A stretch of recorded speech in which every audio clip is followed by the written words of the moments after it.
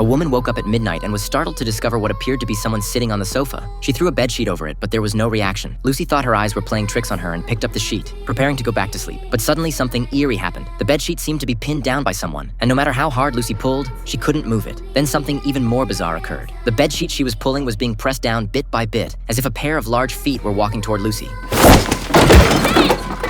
It turned out that just the night before, Lucy had tried to leave while her psychotic boyfriend was asleep. She frantically shut off all the surveillance cameras but hadn't taken 2 steps before bumping into a dog bowl. The loud noise terrified Lucy. She quickly pulled out her phone to confirm her boyfriend was still asleep before grabbing her backpack and running out. But Lucy kept feeling like someone was following her. When she looked back, it was actually her own dog. Lucy couldn't escape with it, so she tried to remove the tracking device from the dog's collar, but accidentally triggered the security system. With no other choice, Lucy had to quickly climb over the fence to escape. At that moment, the bedroom lights also turned on. Lucy had to leave before her boyfriend discovered her absence. She made her way through a grove of trees and successfully reached the roadside, where her sister quickly arrived to pick her up. But just as they were about to leave, Lucy's boyfriend suddenly appeared outside the car. Her sister was terrified and immediately hit the gas to get away. They eventually managed to escape from the boyfriend successfully. Lucy took refuge at her friend Paul's house. Because her psychotic boyfriend had been constantly monitoring her, Lucy developed deep-seated fears and didn't go out for many days. Until one day, her sister actually came over, wanting to inform Lucy of something. But Lucy was very angry because she was worried her sister would expose her location. However, the next second, her sister revealed shocking news. The psychotic boyfriend had supposedly committed suicide. Lucy was extremely surprised. She then explained the reason for her escape. It turned out her boyfriend had an extremely strong need for control, not only controlling Lucy's appearance, but also interfering with what she wore and ate. If Lucy didn't comply, she would be beaten. The prolonged oppressive life became unbearable for Lucy, and she ultimately chose to escape. After learning the truth, her sister felt great sympathy for her sister's ordeal and couldn't imagine how she had endured it all. They thought Lucy's life would become better, but gradually, some eerie things began happening. Lucy constantly felt like there was someone in the house. Doors that had just been closed would suddenly open for no reason. The same thing happened with the kitchen stove. It would mysteriously ignite by itself. When Lucy was sleeping at night, her blanket was mysteriously pulled to the floor. The sleeping Lucy was soon awakened by the cold.